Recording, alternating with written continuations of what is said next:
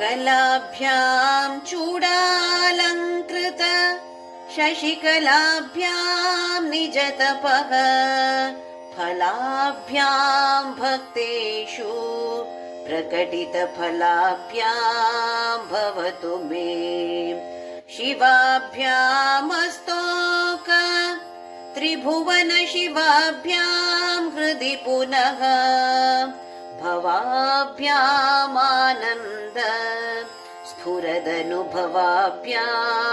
नतिरियम् गलन्ति शम्भो त्वत् चरितसरितः किल्बिषरजो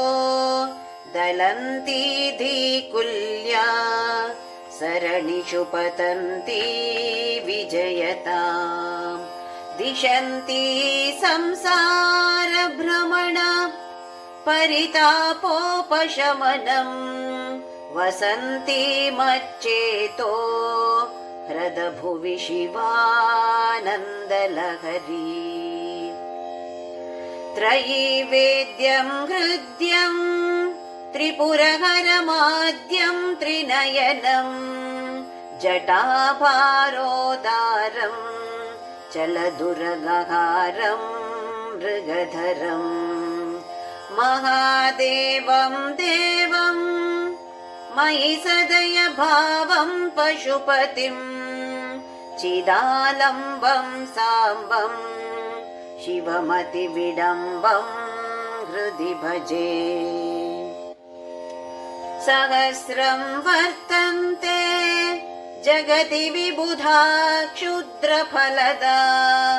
न मन्ये स्वप्ने वा तदनुसरणं तत्कृतफलम् हरिब्रह्मादीनामपि निकटभाजामसुलभम् चिरं याचे शम्भो शिव तव पदाम्भोजभजनम्